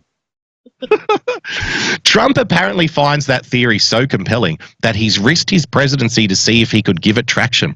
Loyal appointees are now pushing his message. In a news conference on Tuesday, Secretary of State Mike Pompeo said that Ukraine merited investigation. The United States has not only a right but a duty to look into any information that any country has messed with American elections, Pompeo said. No, just Russia. Just Russia. No other countries we're allowed to look at. Trouble is, none of this has a basis in reality. Bomb. None of it, Jane. None of it. Members of Trump's own staff and intelligence community officials have all debunked the idea that the culprit was the Ukraine and not Russia. To grasp why conspiracy theories appeal to Trump, it's important to understand the man. Do you want to understand the man, Donald Trump? Because I don't understand the man Donald Trump, and I think the best place to go for some kind of understanding on the psyche of Donald Trump would be in the pages of The Atlantic. Listen to this. Mental health experts have described Trump as a narcissist, forever feeding his grandiose sense of self. Facts and evidence aren't nearly so convincing to Trump as what makes him feel better about himself. Trump was an illegitimate candidate in 2016 who benefited from foreign interference? No, that was Hillary. His perception. That's his perception, James. Even his definition of good and bad is what makes him feel good in the moment. David Reese, of San Diego-based psychiatrist who has studied and written about Trump's psyche, told me he has not studied Trump's psyche. He's never sat down with Donald Trump. Never. That's how you study someone's psyche, is by sitting down and asking them questions. There's no sense of consequence beyond what's good for me in the moment, and then that gets projected onto everything. What's good for me is good for the universe. Joseph, I'm not making this up, the guy's name, Joseph Vitriol, a college fellow, that's his name, Joseph Vitriol, a college fellow in Harvard's psychology department who was studying. It's like they're fucking with us, isn't it? Like, is this a troll? Really? Dr. Vitriol is now going to come out and say Trump's crazy? You're fucking joking. That's incredible. Joseph Vitriol, a college fellow in Harvard's psychology department who has studied conspiracy theories, told me that Trump will likely gravitate toward anything that will make him feel good about himself and believe that he's respected. Doesn't everybody do that? Doesn't everybody gravitate to things that make them feel good? Or like, oh, am I just some fucking weird psycho over here? And the reality is reversed and everybody gravitates toward things that make them feel shit. Like, am I wrong? What the hell is he talking about? I don't know. That makes him feel averse to information that's inconsistent with that perception and makes him deeply suspicious of the motivations of people who criticize him. It also makes him unable to meaningfully engage with a broad range of information, James. He's a dimwit. The propensity for self-soothing combines with an anti-intellectualism that seems part of Trump's makeup. This is the good stuff. He's skeptical of elite opinion. Now, see, I love this because but they're calling their own opinions elite. Our opinions are elite opinions, and he's skeptical of that. Like, I'd be skeptical of somebody too if they described their own opinion as elite. Fuck you. These are literally these are literally the pseudo-intellectuals. I mean, I can point to a couple of things, maybe just a couple, but I can actually point to a couple of things that Donald Trump has done that were bad for Donald Trump, and he did them anyways because he believed they were the right thing to do. Look, running for president. Banning bump stocks was bad for Donald Trump. There are still Second Amendment absolutists, like myself even, that are still pissed off at him over banning bump stocks because they see it as the erosion of the Second Amendment. Now, I understand that point of view crisply, but I also understand that Donald Trump virtually had to do that politically to move the ball down the field and look at the support he's giving to sanctuary Second Amendment cities, counties, and whatnot that is going on around the country. Okay, so I understand that maneuver, but at the same time, banning bump stocks unequivocally was bad for Donald Trump. He did it anyways. His offer, even just his offer to make a deal on DACA was bad for Donald Trump. And he did it anyways because he knew it was the right thing to do in his mind. Now, you can take that for what it is, but it literally, just those two things, debunks what these guys are writing right now. Because it's like they have the cognitive dissonance that can't see when Donald Trump does things that were against Donald Trump's best, outcomes. I mean, look, his supporters were very crystal clear. Don't fuck around with the Second Amendment and don't fuck around with this illegal immigration, right? Those two things, they didn't help him in any way. Speaking of things that, he had sex with Stormy Daniels, James. Now, that's bad for him. That's bad for Donald Trump. That's bad for your health. I mean, your dick might fall off at any time after doing that. But he did it anyway. He did it anyway. He's a trailblazer. Oh, man. Well, no, that's not fair. That trail has been blazed many a time, let's be honest. Let's go to this one, because this is the piece de resistance, James. And I love the little rainbow watch band there on Nancy Pelosi, showing that she's very much in favor of the LGBT community by just wearing something fashionable on her wrist from time to time. That's the kind of support they need right now from the Democrats. Good for you, Nancy. You're so brave, stunning and brave. But this is something that we've been talking about on this show for a long time. And I'm going to give ourselves a little pat on the back here on Trust and Verify. I don't think anybody watches the Dems like we do. And, you know, I don't think anybody drills right down deep into what the Democrats are doing like we do here.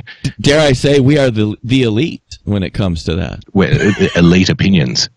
Elite opinions, Joe. Actually, you just reminded me. Can I just go one more thing from that article? So just Trump and his Republican allies have been escalating their war on expertise, James. So talking about elite opinions, listen to this. Trump's mind is thus fertile soil for bogus ideas to take root. A new book written by an anonymous senior Trump administration official. How does he get paid then? If he's anonymous. A warning describes Trump pushing away facts and conclusions that don't jibe with his own views. When he sits down for a briefing on sensitive information, it's the same as any other Trump briefing, the author writes. He hears what he wants to hear and he disregards what he doesn't. Intelligence information must comport to his worldview for it to stick. If it doesn't, it's not very good. He gets his intellectual mojo out of television. There you go.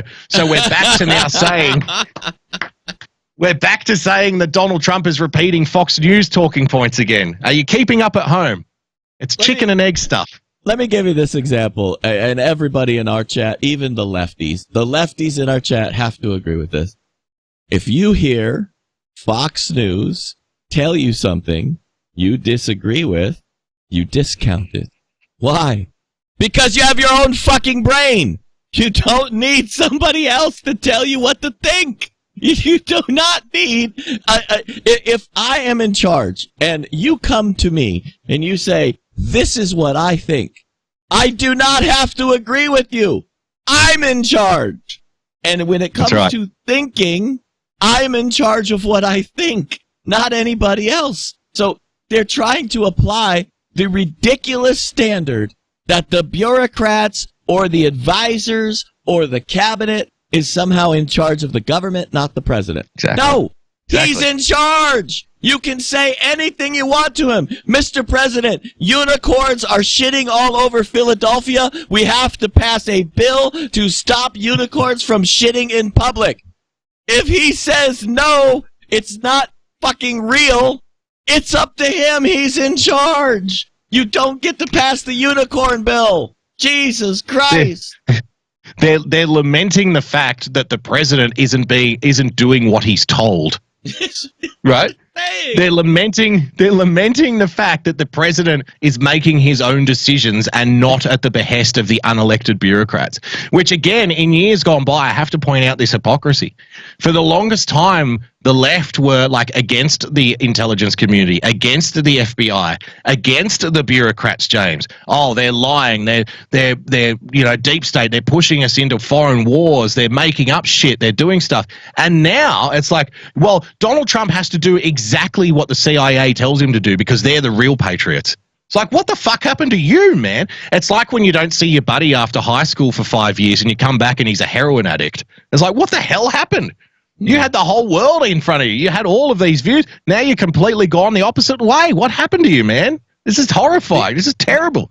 Literally. Democrats' impeachment obsession. Sorry, go ahead. I was just going to say, literally what you just said. Nancy Pelosi, Chuck Schumer, Hillary Clinton, all of these people that have now been in our government for 30 plus years were the exact same hippies on the lawn smoking dope saying, don't trust Big Brother.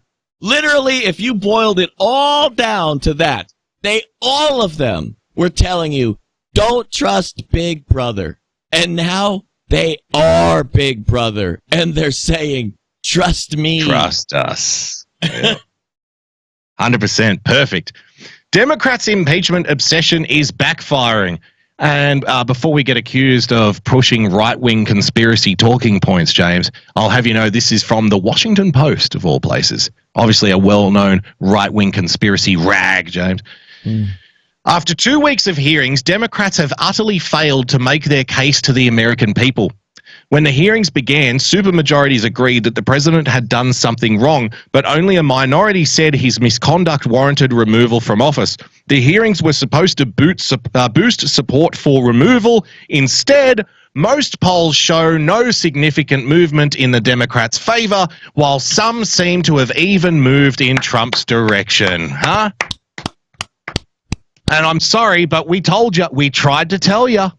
we tried to tell you on this very show. We said this can only end badly for the Democrats. And again, I'll repeat the same point that I repeat ad nauseum. Once again, there's over 70 seats in the middle of the country that are held by very slim margins that the Democrats won in the 2018 midterms. Impeachment might be very popular in very, very deep blue districts like you might find in New York and California. But in the rest of the country, where it's a lot more moderate and the margins are a lot slimmer, when voters from either party hear the word impeachment, they freak out. You know why? Because it represents the political class going against the will of the people, even if they didn't vote for the fucking guy. They don't like it, James. It's literally the destruction of democracy in all of its forms. It is the most anti-democratic thing that can be done ever in every country. Everybody hates a coup. Everybody hates impeachment. Everybody hates when their will is thwarted. And that is what you are seeing worldwide, not just in America, worldwide. Correct. For example, in October, the Quinnipiac poll showed that 48% of Americans supported Trump's removal, while 46% were opposed. Today, after the hearings, the reverse is true. Support for removal has slipped to 45%, while opposition has grown to 48%. In the key swing state of Wisconsin, James, a Marquette poll shows that since the hearings got underway, opposition to impeachment and removal has nearly doubled. In the swing state of Wisconsin, ladies and gentlemen. From a 7-point margin to a 13-point margin today. From October to, what are we now in? December. Doubled. The failure to increase support for removing Trump is a big problem for the 31 vulnerable Democrats. This is going to James's point, the point he made on Pirate Radio, where we pontificated on the idea that maybe in the future we could see a bunch of quote-unquote rebel Democrats making a press conference, James, who will then depart from the party line because if they vote to impeach, they're going to lose that fucking nice new flashy job that they got in 2018 in the House, and they don't want to lose a job after they've worked so hard to get elected in the first place. They're not going to throw it away. Think of Joe Manchin voting for Brett Kavanaugh in the Supreme Court hearings, James. That probably saved Joe Manchin's ass. Absolutely. In 2018 when his Senate seat was up. He's not an idiot. The failure to increase support for removing Trump is a big problem for the 13 vulnerable Democrats who are spending the Thanksgiving recess back in the Trump districts where they were elected. They won their seats not by advocating impeachment, but by promising to address kitchen table issues. We covered this on this show. The Democrats in those local elections were very smart. They were running military veterans, James.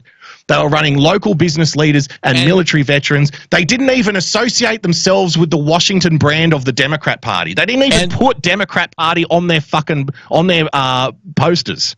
And to be clear, Boogie Bumper more than I, but on this very program, told everybody that those guys were going to win because of that exact thing he just said, and they did. Remember, the guy, especially more than anybody else, you can point to that one guy over in Pennsylvania that matched this perfectly. And he won that election in a time and a place that he should never have won, but it's because he ran on being a moderate and being for Donald Trump and supporting Donald Trump's policies and saying he was going to Washington to work with him. Now, he's completely violated all of that in his last 2 years and voted completely against his district's wishes and completely against Donald Trump, and he's likely to pay a price for that this next election. But the point was, when we give you a warning about this shit, it's usually because we know what the fuck we're talking about.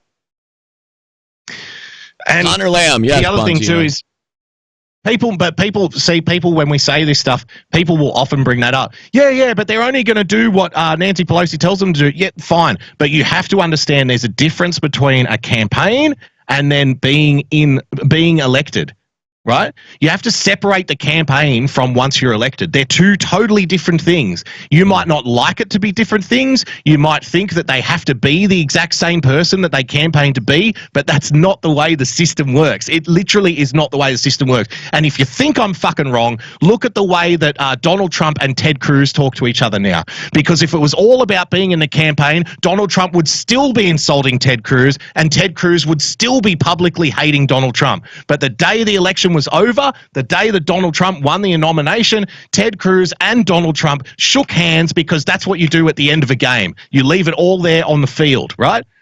The campaign is the game, and if you win the campaign, you get to spend the off-season holding up the trophy. And everyone else says what a great honor it was to be in the Super Bowl against them. They're a great team. I hope I come out and beat them next time. That's what happens. So you have to separate campaigning from governing. They're two totally different things, two totally different concepts. The failure in Washington, the pundit class measured wall-to-wall impeachment coverage by whether it advanced the case against the president. But in these swing districts, each day's hearings again proved Republicans' point that Democrats are focused on the wrong thing, obsessed by removing the president instead of making progress for working families. James, some Democrats seem to understand this. Last week, the party held the first presidential debate in American history to take place during a presidential impeachment. Yet, despite the best efforts of MSNBC's moderators, some of the Democrats wanted to talk about impeachment. So even the MSNBC now is like, let's not talk about it because it's very unpopular. There you go. There was one line that I skipped over here. Where is it? Yes. So they won their seats not by advocating impeachment, but by promising to address kitchen table issues. They are now being barraged by millions in ads calling them out for their failure to do so. At coffee shops and town hall meetings this week, voters are going to ask what happened to all those promises to lower prescription drug prices, improve infrastructure, and expand trade. Why is nothing getting done? They won't have a good answer because nothing is getting done. Ladies and gentlemen, the Washington Post. Yep. Absolutely. The Washington Post. Some people will tell you that you mustn't ever read these sources, that you must never look at these sources. You do what you want. You read what you want. You take in whatever sources that you want. But it's for reasons like this that I do. Because you can see right there, coming out of the Washington Post themselves, they are screaming at you, saying in swing districts, support for the president is actually going up and not down. Now right. they must have been dragged kicking and screaming over hot coals to get this to print, but they got it to print. Yep, it's out there now. So to be clear on Ted Cruz, yes, of course, the chat room is correct, but Boogie's point isn't that Ted Cruz is a sycophant of Donald Trump's. That's not the point. Put all of those issues aside. Yes, Ted Cruz did not fully endorse Donald Trump because he was being sold a narrative as well. But I would point to you that he did fucking make phone calls to vote for Donald Trump. He sucked it up. He sucked it up way more than that dipshit. He defends him in every Senate hearing. Yeah, that's right. Every Senate hearing, he defends the Trump administration. That's absolutely right. He absolutely does today. And yes, it's going to take some time over a bruised campaign. Look, the guys that lose the Super Bowl don't immediately come out and tell you what great guys everybody was with that they lost to. Okay, it takes time, but they did go across the field and shake their hands and say, you know, we lost to the better team. Today we just didn't have it. So the point is valid. He's not saying Ted Cruz immediately just turned into a Donald Trump ass kisser. No, but he's doing the right things as any human would do, as any person would do. If he's playing the game. He's exactly. And he's in politics, which is just shit. Okay, let's face it. Politics is a very nasty business. It is full of scumbags and snakes and cocksuckers. This is why we fucking have to do shows like this. It's because it's so dirty and nasty. And so to survive in that environment, you have to have skin thick as nails and literally be able to just weave and bob through all that shit to get done what needs to get done for his people. And so Ted Cruz has swallowed a lot of prize to get to where he's at today. Of course, it's undeniable. Yeah. You can't sit there and tell me that the Ted Cruz and Donald Trump relationship today is the exact same that it was during the campaign. They were at each other's throats. Like Donald Trump was tweeting shit out about Ted Cruz's wife. He was getting accused of being a serial killer. For Christ's sake. Like, you can't, it's not the same level of animus now that it was. And didn't his dad kill JFK? Didn't his dad kill JFK? Exactly. I mean, come on. This shit was nasty. But, that's part of politics. I mean, look at what Joe's going through right now. Joe Biden is literally saying some of the craziest shit you've ever heard a human being say right now. Like, I mean, it's just insane, the stuff that's coming out of their mouths. But it's not even the right that's beating him up. We're laughing at him. It's the left that's beating him up. It's lefties behind the scenes that are writing these types of articles that we just read right there, that are coming after Joe, that are going after Kamala Harris. I mean, these people are all of the vitriol right now is completely on the left. The left is going through what the right had to go through the last time. Because remember, last time they had a coronation ceremony for frickin' Hillary, and everybody knew the fix was in. Just like now they're like scrambling to fight each other. Exactly.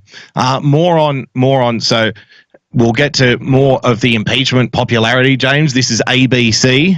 But assuming he's not going to change, like we've never had this before, where polling about Donald Trump is more stable than any previous president. He basically has 47% of people who like him, 40%, and then about 52% don't like him. And those numbers don't change no matter what he says, no matter what he does. Impeachment of all things has not changed it. So I think, but that said, 40% national polling is different in Wisconsin, where he's much closer. I believe the polls a little bit. He's much closer to 47% in Wisconsin. This is still a very close electoral environment. Donald Trump, despite being very unpopular, could win the election, in part because the polls show the Democratic candidates for president are getting more unpopular sort of every day almost. Joe Biden started off this race fairly popular. He's more unpopular. Warren and Sanders are more unpopular. Buttigieg, if he gets to become more known, will get more unpopular too, is my suspicion. So I think Donald Trump has a very good chance to win the election. As Buttigieg gets more known, he's going to get more unpopular too. ABC, ladies and gentlemen. Hey, how about that? The more people know it, the guy's telling you that even, like, it doesn't matter what shit gets thrown at Donald Trump, his support remains the same. So the more they know about him, it doesn't make any difference. The same amount of people like him. But on the flip side, the more people learn about the Democrats, the less they like them. Now I want you to take that logic forward. Just assume that this guy's right. Just assume what he's saying is accurate. Take that logic forward into a one-on-one battle. Donald Trump versus X, whoever X is. Now all the focus is on them 24 hours a day, 7 days a week. Everybody's going to find out all of the things that they don't like about that Democrat nominee because they're the only Democrat nominee at that point, right? So how unpopular will that person get in a two-horse race if they're already tanking in their own party's races, James, in popularity? How unpopular will they get? Sleepy-eyed son of a bitch Chuck Todd has a different theory, though, as to why. Do you want to know Chuck Todd's theory? Bad impeachment polling, not organic. GOP is bullying Dems. Sleepy-eyed son of a bitch Chuck Todd. Look, it's pretty clear I think now what the Republicans have settled on as a strategy and what President Trump has settled on as a strategy, which is to just pound the process, discredit the process, try to make the process seem either unfair or arbitrary or hard. Try to make it seem unfair. Hard to get your arms around. All of it, I think, intended to see if they could bully enough House Democrats to sort of hesitate on pulling the trigger on impeachment. He knows. We're right. They know we're right. They are trying to tell you that when you see what you're about to see, the engineered Democrats voting against impeachment, that it is because Donald Trump bullied them into doing it. That is correct. The sales pitch. You are watching it happen. We are going to be proven correct. And they are fucking walking it for you right now. This is what we talk about. You're being programmed. You are literally being programmed so that when it happens, that we told you was going to happen, you blame Donald Trump being a bully for it happening. This is the thing. They'll say that they couldn't go to impeachment because Donald Trump was obstructing justice or something like that. Donald Trump, he was doing all that he could to derail the impeachment process so that we couldn't get a fair hearing. so that we, the accusers, couldn't be heard. Donald Trump ruined it all, and he's to blame for bullying these Democrats in these swing districts for not voting to impeach, proving once again that Donald Trump acts exactly like the tyrant and dictator that we've always said he was. That's coming.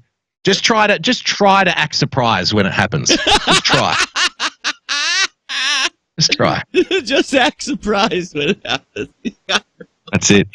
All right, I've got a very special hammering lined up for you, James. Let's kick it home, shall we? With this edition of the hammering.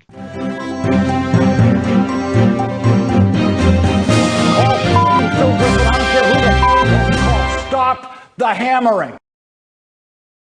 Michael Bloomberg has entered the race, James. Michael Bloomberg running for the Democrat nomination. And CNN took it upon themselves. This is a study in mirroring, okay?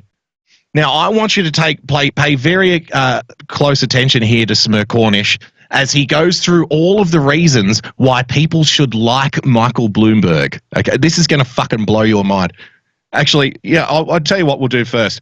Before we get to that, we'll play this, which has been going around on Twitter because it's worth repeating. Michael Bloomberg, this is progressive empathy, ladies and gentlemen. This is compassionate progressivism.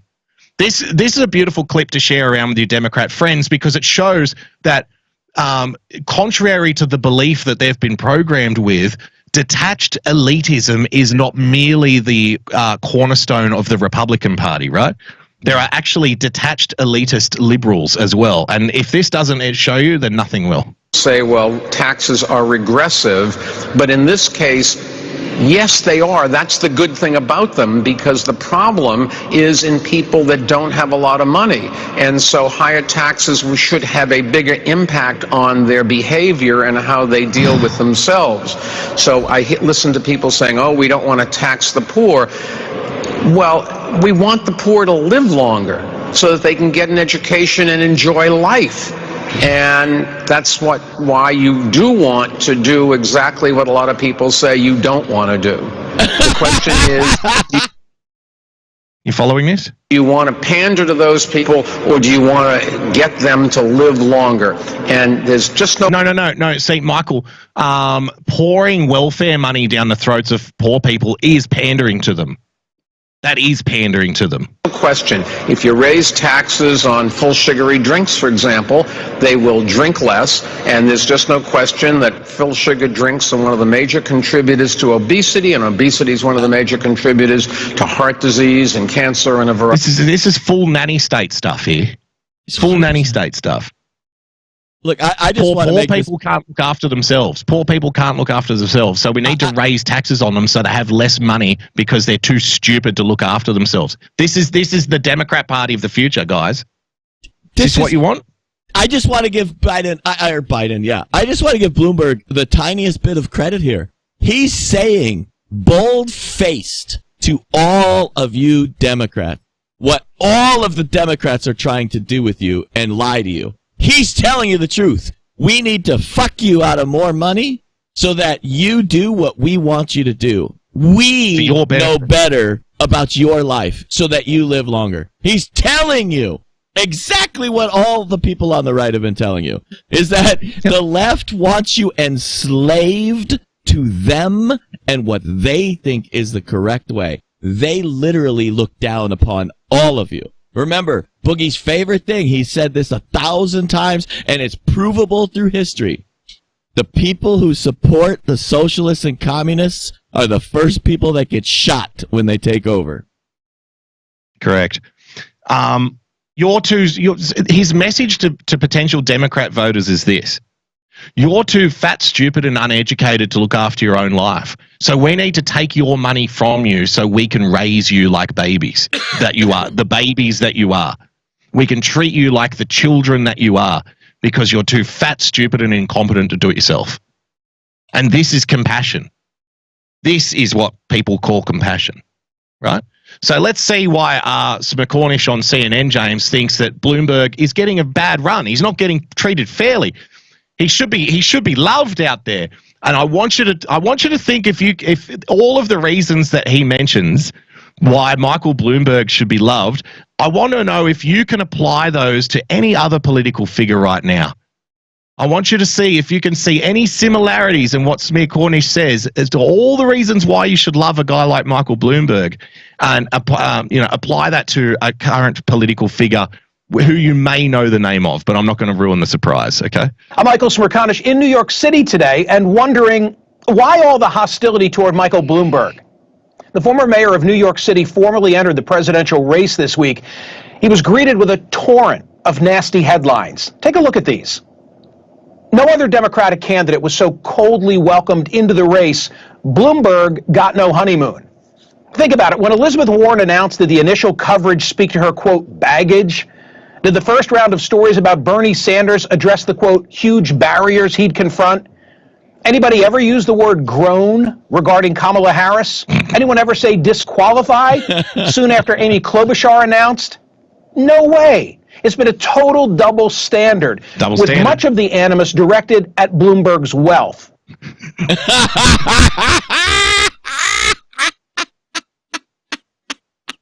Now, again, it's like there's no irony left in the world. We've used up all the irony. He is referring to this as a double standard, okay? You have to remember that this glaring double standard. Instead of focusing on the fact that he's the son of a middle-class accountant who earned his money himself, and that by not accepting donations, he did not prostitute himself to the political process, his self-financing is cast as a negative. James, how much money did Donald Trump put into his own campaign? Didn't Donald Trump refuse to take money from special interest groups? Yeah. Didn't he have a record amount of small donations, like small single donations? I think he spent north of $350 million of his personal money, and he only spent total of $500 million in the total campaign against Hillary's like $1.2 billion that she spent. Billion. Yep. And he's not taking a wage either. He's not taking a salary. Yeah. He's putting that salary back into government, okay? And his uniquely American story largely ignored. His uniquely American story largely ignored. Remember when I was talking about the boldness, the brashness, the over-the-top quality that Donald Trump has, say what you think, be the loudest guy in the room. As me, as a foreigner, that speaks to like the very stereotypical American traits, American qualities. Like it or lump it, that's the way the rest of the world sees you. It's like always trying to do everything bigger and better and bolder and brighter than everybody else.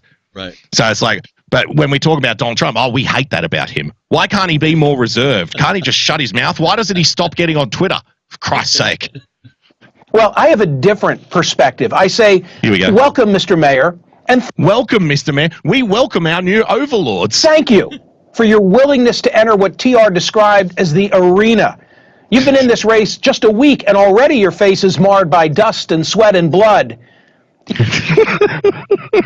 Dust and sweat and blood. You don't need this. You could spend the rest of your years with your feet up in Bermuda. Hell, you could buy Bermuda.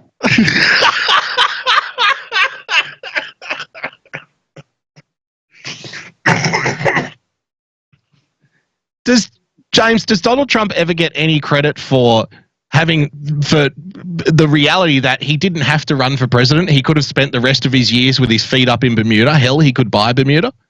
Does he ever get fucking credit for that? No. He's doing it to enrich himself. Remember that. But you choose to continue to contribute, both with your donations and with your talents. Your ethics seem above reproach. You're a data-driven non-ideologue. A non-ideologue. James, does Donald Trump ever get credit for not being an ideologue? No. For being a pragmatist? We've said on this show, he's not a conservative. Nope. Donald Trump is not a conservative ideologue. He's by all measures, he's closer to a New York liberal in the 1970s. I mean, he's closer to a JFK than he is to a Mike Pence, right? He's not an ideologue. This is the God's honest truth, the point you just made. The God's honest truth is, if the media would have just played it straight, less of MAGA supporters would be as happy with the things Donald Trump is doing because of that very fact that they are literally giving Donald Trump cover from people who normally would have been like, well, I don't fucking like that. And I made 2 of those points earlier today in the show. The bump stocks and the DACA deal. I mean, normally, a lot of people would have been up in arms screaming at Donald Trump over those things, but they largely gave him a pass. Why? Because everybody is so arrayed against him that we can actually see through the trees and see that Donald Trump has to do these things to survive politically. It's their fault, these very cocksuckers right here like this guy, that he's getting as much of a pass as he is from conservatives. And by most accounts, New York City benefited from your leadership of 12 years. So I say good luck. You can have my salt shaker and my sugary drink. Just make the trains run on time.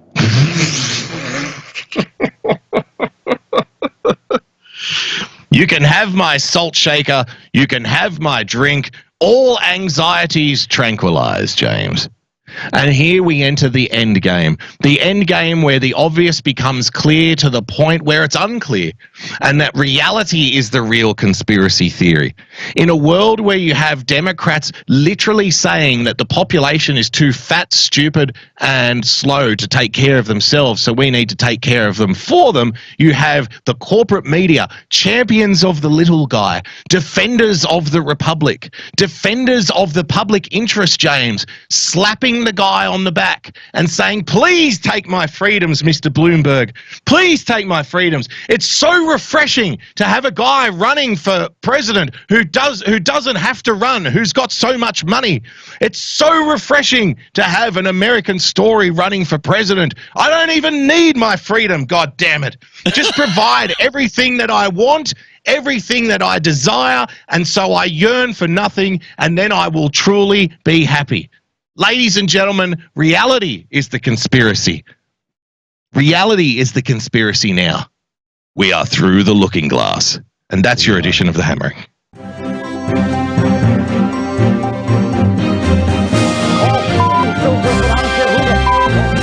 Stop the hammering. Folks, that's all the time we got for you this week. What an excellent hammering. I just want to say it. It's great to be back in the saddle with my compadre, Boogie Bumper. So I hope you guys enjoyed that. If not, well, fuck you. No, I'm just kidding. If you want to follow him, you can follow him at Boogie Bumper. If you want to follow me, you can follow me at Real Person PLTCS. If you want to follow us, you can follow us at TAVshow.com. And you can find all our prior episodes on TAVshow.com. Take care, and we will see you next week. Aloha.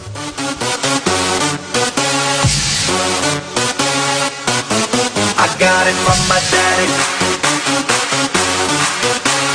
Daddy.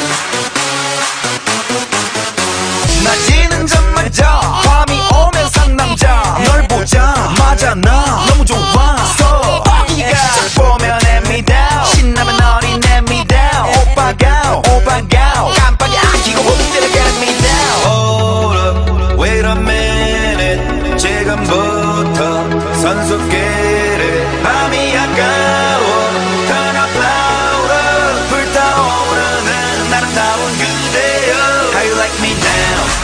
How you like me now? How you like me now? How you like me now? Hey, where'd you get that body from? Where'd you get that body from? Where'd you get that body from? I got it from my daddy. I got it from my daddy. I got it. Hey, where'd you get that body from? I got it from my daddy. I got it from my daddy. I got it. Hey, where'd you get that body from? I got it from my dad.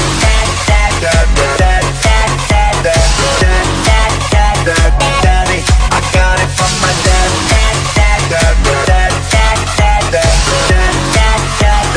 Daddy. Listen, my papa